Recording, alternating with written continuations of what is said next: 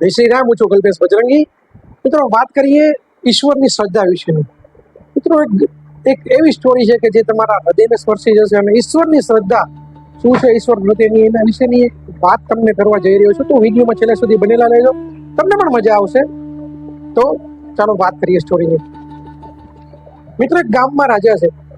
એ રાજાને સંતાન નથી, અને એ રાજા સંતાન પોતાના પ્રાપ્તિ માટે, પોતાને રાજ સિંહાસનના વારસદાર માટે આજુબાજુના રાજ્યના, દેશ વિદેશના વેદોને, જે પણ ત્યાંના હકીમો છે, બધાને તે રાજા બતાવી જોઈએ છે.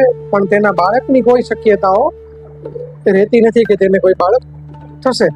જ્યોતિષોને બતાવે છે, પણ કોઈ તેને રસ્તો નીકળતો નથી. હવે બને છે એવું કે તે રાજા જે છે એ તેના સેનાપતિ જે છે, એ સેનાપતિ તે રાજાને કહે છે કે મહારાજ, આપણે બધી જગ્યાએ કોશિશ કરી જોઈ, પણ તમને સંતાન જે છે એ નથી પ્રાપ્તિ થતા, એનો કોઈ રસ્તો નથી મળતો. તો મહારાજ, આપણા જે છે એ રાજ્યની બહાર એક ગુફામાં એક તાંત્રિક રહે છે. એ તાંત્રિક કહેવાય છે કે ખૂબ જ પહોંચેલો તાંત્રિક છે, ખૂબ જ તેની પાસે વિદ્યા રહેલી છે. તો એ તાંત્રિકને આપણે હું લઈ આવું, અને કદાચ આપની જે ઈચ્છા છે તે સંતાન પ્રાપ્તિની, કદાચ એ તાંત્રિકના હસ્તે થઈ શકે એમ છે. તો રાજા જે છે એ કહે છે, કંઈ વાંધો નહીં, તે તાંત્રિકને મારી પાસે લઈ આવો, આપણે આટલી જગ્યાએ બતાવી જોયું, એમને બતાવી જોઈએ. તે તાંત્રિક જે છે તે આવે છે, રાજા પાસે બેસે છે, રાજાને વાત કરે છે. તાંત્રિક જે છે એ રાજાને કહે છે કે તમારે સંતાન જે છે એ તમારા નસીબમાં નથી. સંતાન જે છે તમારા નસીબમાં નથી. તો રાજા કહે છે, મારે શું કરવું જોઈએ, હું શું કરું જેથી કરીને સંતાન જે છે એ મને મળે. ત્યારે તાંત્રિક રાજાને કહે છે કે સંતાન માટે તમારે એક યુવાન બાળકની બલિ આપવી પડશે. એટલે કે કિશોર બાળકની બલિ આપવી પડશે. ગામના ચોકની વચ્ચે એ વિધિ કરશો, ત્યારબાદ તમને સંતાનની પ્રાપ્તિ થશે. તાંત્રિકે આ રસ્તો બતાવ્યો એટલે રાજાએ પોતાના રાજ્યમાં ઢંઢેરો બીતાવ્યો કે જે પણ પોતાનો બાળક જે બલિ માટે અમને આપશે, એને રાજ્ય તરફથી 1000 સોનાની મહોર જે છે એ દાનમાં આપે. સમગ્ર રાજ્યમાં ઢંઢેરો બીતાઈ ગયો છે કે ભાઈ 1000 મહોર જે છે આપવામાં આવશે. જે પણ પોતાના બાળકને બલિદાન માટે, રાજાજી માટે દાનમાં આપી દેશે, તેને 1000 મહોર આપશે.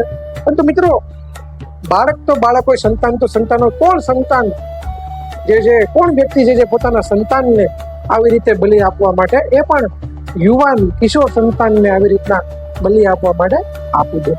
એટલે કોઈ તૈયાર થતું નથી. પરંતુ એક પરિવાર હોય છે કે જેને 3 બાળકો હોય છે, અને માતા પિતા જે છે એ વિચારે છે કે મારા 3 બાળકો છે, એમાંથી જે 2 બાળકો છે એ પોતાની જગ્યાએ સેટલ છે, કામકાજ કરે છે, પોતાની રીતે કમાઈ લે છે, કંઈક ને કંઈક કામ કરે છે. અને જે 3જા નંબરનો જે બાળક છે, મારું સંતાન છે, એ સાવ નકામું છે, ઘરે બેઠા ખાય છે, કંઈ કામકાજ કરતું નથી, દુશ્મન અનાજનું છે.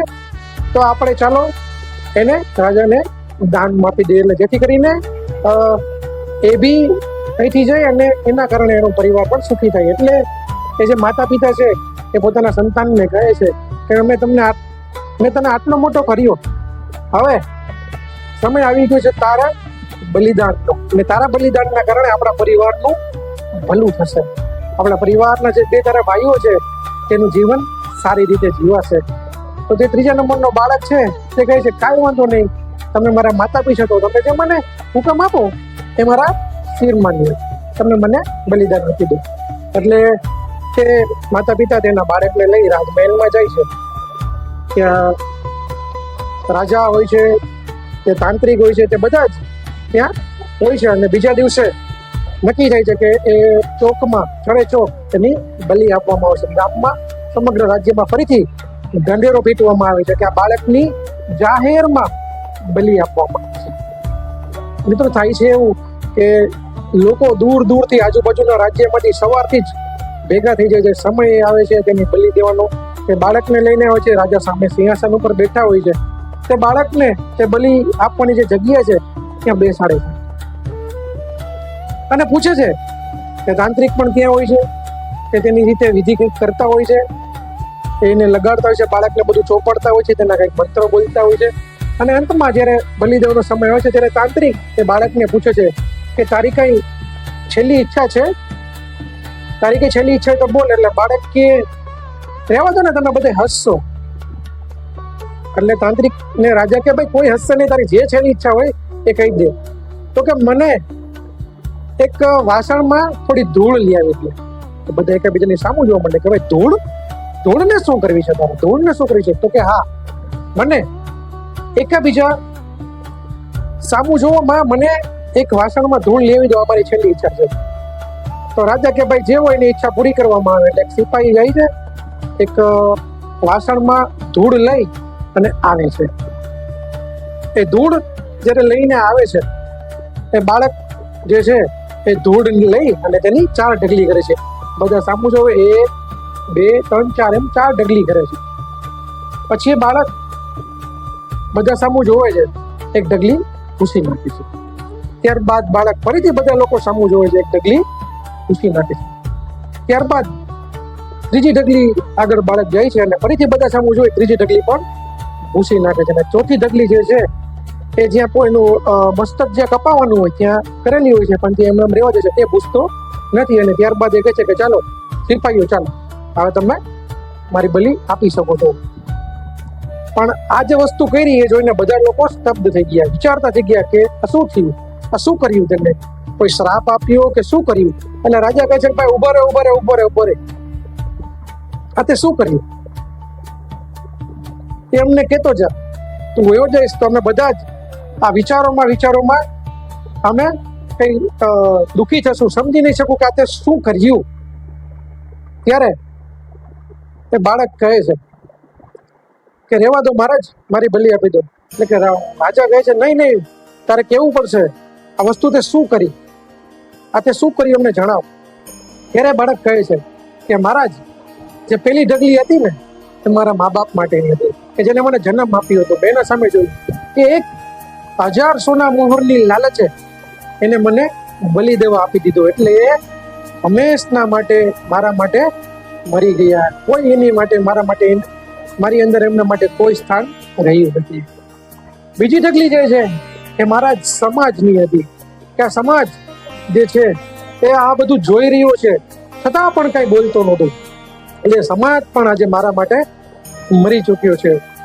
અને ત્રીજી ઢગલી જે છે મારા, એ તમારી છે. હવે એને તો મરવાનું જ હતું, એટલે એને કોઈની કઈ બીક હોય નહીં. એટલે એ રાજાને કીધું કે ભાઈ આ તમારી ત્રીજી ઢગલી છે. રાજા કે કેમ? એક રાજા એ પોતાના પુત્ર પ્રાપ્તિની ઘેલછામાં પૈસાની લાલચ આપીને, એક તાંત્રિકની વાતમાં આવીને, અંધશ્રદ્ધામાં આવીને જ્યારે એક બાળકની બલિ આપી રહ્યો હોય, એ રાજા એ રાજ્ય માટે કોઈ કામનો નથી ને મારા માટે તો સાવ મરી ચૂક્યો છે. એટલે ત્રીજી ઢગલી મેં તમારું નામ લઈને ભૂસી નાખી છે અને હવે તમે મારી બલિ આપી શકો છો. એટલે રાજા કે ઉભો રે. રાજા એકવાર વિચારતા થઈ ગયા. રાજાને જોરદાર તેના હૃદયમાં આંચકો આવી ગયો કે આવડું બાળક અને તેની અંદર આટલી બુદ્ધિ, આટલું જ્ઞાન, તો હું શું લેવા બાળકને બલિ આપું? રાજાની અંદર આત્મજ્ઞાન થાય છે અને રાજા વિચારે છે કે આવા બાળકની હું બલિ આપવાની જગ્યાએ આ બાળકને જ હું મારો ઉત્તરાધિકારી નિપુણ, આ બાળકને જ મારો પુત્ર બનાવી લઉં. તો એ રાજા તેની બલિ રોકાવે છે. ઉભો રહો. તાંત્રિકને કહે છે કે તું ભાઈ ચાલ્યો જાય અહીંથી, હવે બીજી વાર આવતો નહીં. એ દીકરાને ત્યારે ઘોષણા કરી છે કે ભાઈ રહેવા દો, આ બલિ કેન્સલ કરું છું અને આ બાળકને હું ખુદ દત્તક લઉં છું. મારું બાળક સંતાન બનાવું છું. એની ઘોષણા થઈ જાય છે. લોકો બધા હર્ષોલ્લાસથી રહી જાય છે. પણ છતાં પણ એક પ્રશ્ન બધાના મનમાં રહી ગયો. ત્યારે રાજાજી ખુદ એ બાળકની પાસે આવીને કહે છે કે બાળક, દીકરા, તારી બધી વાત સાચી, એ બધી ચાલો વાત સમજે કે ચોથી ઢગલી જે છે એ શેની કરી હતી, ચોથી ઢગલી શેના માટે નથી? ત્યારે એ બાળક કહે છે કે ચોથી ઢગલી છે ને મહારાજ, એ ઈશ્વરની હતી, એ ભગવાનની હતી. એ ચોથી ઢગલી કે મને વિશ્વાસ હતો કે ભગવાન મને કઈ નહીં થવા દે, મને મરવા નહીં દે. અને જો કદાચ છતાં પણ મારો વિશ્વાસ જો તૂટી જાય અને મારું મસ્તક જો કપાઈ જાય, એટલે મારું મસ્તક કપાઈ જાય ત્યાં જ્યાં ઢગલી રાખી હતી, એટલે ઓટોમેટિક એ ઢગલી ઉપર મારું મસ્તક પડે અને ભગવાન ઉપરની જે શ્રદ્ધાની મારી ઢગલી હતી એની મેળે ભૂસાઈ જાય. પરંતુ નહીં, ઈશ્વર છે જેણે મને એક ગરીબ મા બાપના પુત્રમાંથી આજ રાજા બનાવી દીધો. તો મિત્રો, ઈશ્વર પ્રત્યેની શ્રદ્ધા, ઈશ્વર પ્રત્યેનો વિશ્વાસ જે છે એ અતૂટ હોવો જોઈએ. આ વાત ઉપરથી આપને જાણવા મળે છે. મિત્રો, ઈશ્વર પ્રત્યેની શ્રદ્ધા એ હંમેશા અડગ હોવી જોઈએ, 100% હોવી જોઈએ. તો મિત્રો, આવી જ વાત સાથે, આવી જ વાર્તાઓ સાથે મળીશું આગલા વિડીયોમાં. જો તમને મારો વિડીયો પસંદ આવ્યો તો અન્ય લોકોને બી શેર કરી દેજો. કોમેન્ટમાં લખજો તમે જે ભગવાનને માનતા હોય તેનું નામ. મળીશું તે સાથે, ત્યાં સુધી આપ સૌને જય શ્રી રામ.